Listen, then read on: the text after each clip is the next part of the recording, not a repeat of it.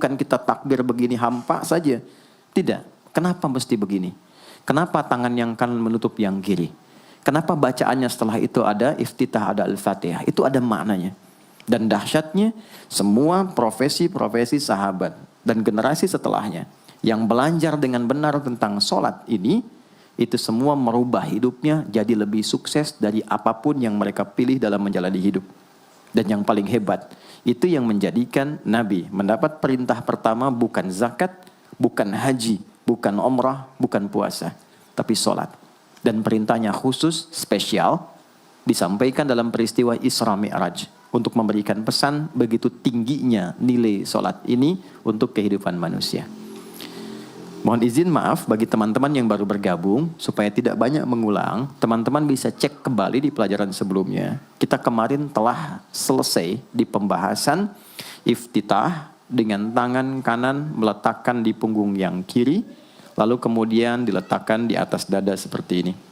Kesimpulannya adalah, saya cepat saja, dari mulai kita bertakbir, kalau ingin terkoneksi dengan Allah, maka fokuskan diri kita untuk tersambung. Buang urusan dunia semua ke belakang. Jangan bawa dalam sholat. Kalau ingin kita tersambung dengan Allah, tepikan yang lain, hadapkan diri kita, pasrahkan. Hanya Allah yang tinggi, yang agung, yang istimewa. Kalimat agung, tinggi, istimewa, itu disebut dengan akbar. Maka kita ucapkan Allahu Akbar. Kita buang semua urusan dunia ke belakang, pasrahkan diri kita, hadirkan sekarang hanya Allah yang agung saja. Itu poinnya. Kenapa problemnya? Tidak sedikit orang sholat itu sulit menemukan kekhusyuan. Karena dia bertakbir masih membawa dunia. Dia tidak sholat dengan memahami gerakan takbirnya. Dia jadikan sebagai formalitas. Apakah benar? Secara fikih benar. Gugur kewajiban, dapat pahala sesuai keikhlasan, tapi value dari sholat yang mahal itu nggak dapat. Itu poinnya. Buang semua urusan dunia, kemudian tambatkan diri kita hanya kepada Allah, dan uniknya kata Nabi, di fase itulah setan mulai bertugas yang mengganggu kita, supaya kita tidak fokus untuk memahami dan melakukan apa yang kita baca dan kita gerakan.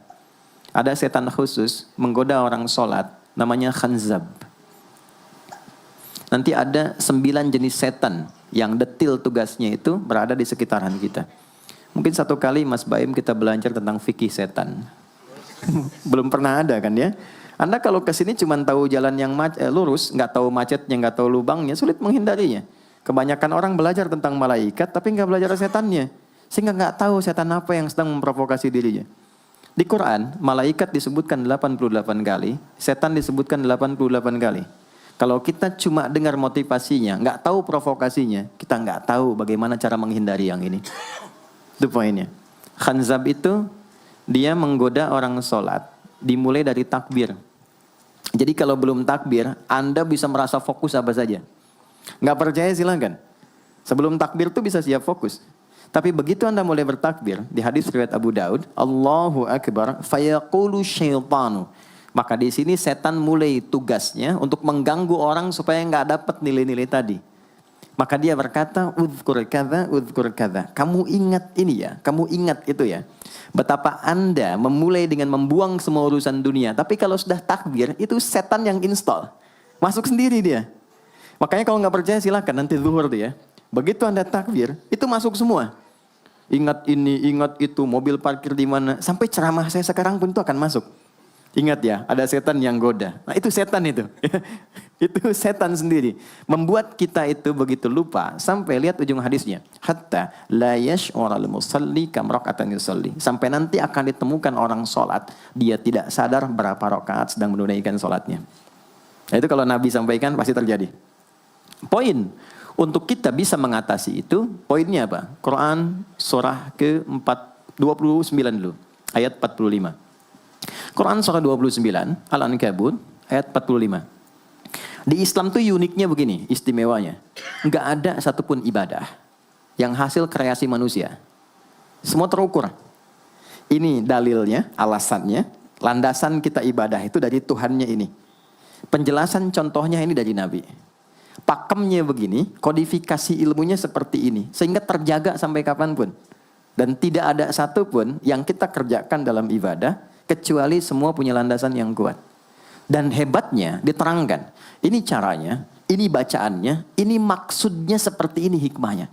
Kenapa Anda begini? Kenapa begitu? Hasilnya apa? Ketika seseorang sedang memulai sholatnya, dari awal dia pengen fokus, tapi ketika dia mulai bertakbir, muncul godaan, maka sebelum sholat ditunaikan, Allah sudah ingatkan, Utlu ma uhya ilaika minal kitab. Utlu itu dari kata tilawah, artinya baca, pahami, amalkan apa yang telah dipahami itu. Jadi sejatinya sebelum sholat, kata Allah kalau ingin menikmati sholatnya, ingin tahu value dari sholat dan dihasilkan seperti orang dulu meraihnya, maka jangan kita terfokus untuk formalitas saja. Yang penting benar bacaan, takbir sampai salam terjaga. Betul, sekali lagi, itu menggugurkan kewajiban, formulasinya selesai, secara fikih tuntas, tapi hikmah sholat yang tadi itu kita nggak dapat. Maka yang terjadi apa? Baca dulu, tilawah, utlu, baca, pelajari dulu, sebelum sholat. Kemudian pahami, kenapa takbirnya begini? Kita kemarin sudah belajar. Kenapa tangan kanan menutup yang kiri? Apa maksudnya sampai kita diperintahkan sholat? Bagaimana kemudian saat kita baca Al-Fatihah? Kenapa yang dibaca itu? Apa yang jadi bimbingan dari Al-Fatihah untuk kehidupan kita? Kalau sholatnya seperti itu akan merubah hidup kita. Itu langsung Allah sampaikan demikian. Lalu kerjakan, wa aqimis shalah, tunaikan sholat seperti aku tadi isyaratkan, kata Allah. Inna sholata tanha 'anil fahsya wal munkar. Maka jika engkau menunaikannya seperti itu, sholat akan merubah hidupmu. Itu kata Allah tuh. Minimal mendorong kita berbuat jadi lebih baik. Jadi bukan sekedar menjadikan kita pribadi baik, tapi semua yang kita kerjakan menjadi lebih baik. Itu sholat. Itu yang bisa merubah seorang Jundub bin Junadah yang dikenal dengan Abu Dzar Al-Ghifari. Ini teman-teman, kenapa Ghifar itu viral? Ghifar itu adalah desa pembegal. Jadi semua sekampung begal semua. Sekampung. Pimpinannya namanya Jundub bin Junadah. Jundub bin Junadah. Singkatnya masuk Islam. Saat masuk Islam, secara singkat saja, Nabi arahkan, diajarin sholat. Betapa sholat merubah hidup beliau, jadi lebih baik. Kembali ke kampungnya, mengajarkan, singkatnya apa? Madinah heboh dengan kedatangan tapak kaki, yang ternyata itu orang-orang Ghifar. Sekampung kurang lebih masuk Islam, dan berubah jadi orang baik semua. Merubah hidup mereka. Jundub orang sukses, setelah itu jadi ustadz. Ini mungkin yang menginspirasi judul preman jadi ustadz. Ini tadinya pembegal. Pembegal semua. Sekampung sukses, jadi orang baik, aktivitasnya berubah, lebih berkualitas. Untuk memberikan inspirasi ke generasi masa depan. Bahwa kami dulu pernah begini, dengan sholat kami berubah, kesuksesan kami raih, maka diviralkanlah nama daerahnya. Tambahkan al di depannya, ujungnya tutup dengan i. Maka dilekatkan nama bekennya, kunyah, namanya Abu Dzar. Abu Dzar Al-Ghifari. Al-Ghifari itu untuk memberikan kesan begini, saya ini dari Ghifar. Itu kampung jelek, desa tempat pembegal, tapi Islam merubah, saya menjadi lebih baik. Sholat mengarahkan saya punya kualitas hidup yang lebih baik. Itu poinnya. Sejak peristiwa itu, orang-orang Islam dari manapun yang bukan Arab, itu selalu melekatkan nama daerahnya untuk mengenalkan. Islam pun sudah sampai ke tempat saya. Buktinya, saya menjadi baik. Ada namanya Muhammad, punya bapak namanya Ismail, punya kakek namanya Ibrahim, kakek buyutnya Al-Mughirah, eyang buyutnya Al-Bardizbah, tinggal di kecamatan Ju'fah, kabupatennya Bukhara, provinsinya Khorasan, negaranya Uzbekistan sekarang.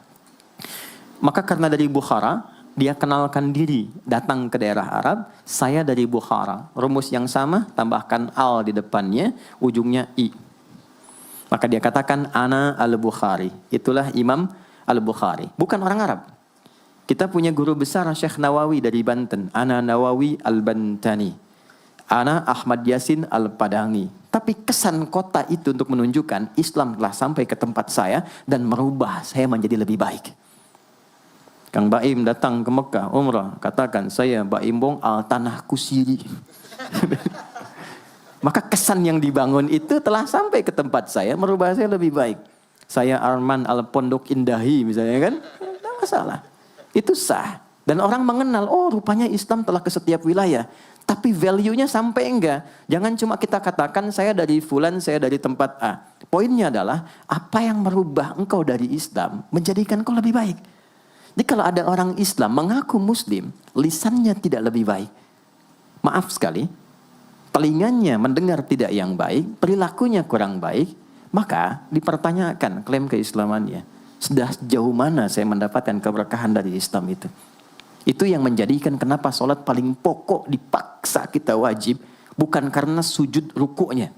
Anda tidak sujud pun tidak akan menurunkan status Allah sebagai Tuhan, tetap Tuhan. Tapi ternyata ada value besar yang dengan kasih Allah diminta kita sholat supaya kita minimal jadi orang baik dan sukses dalam hidup.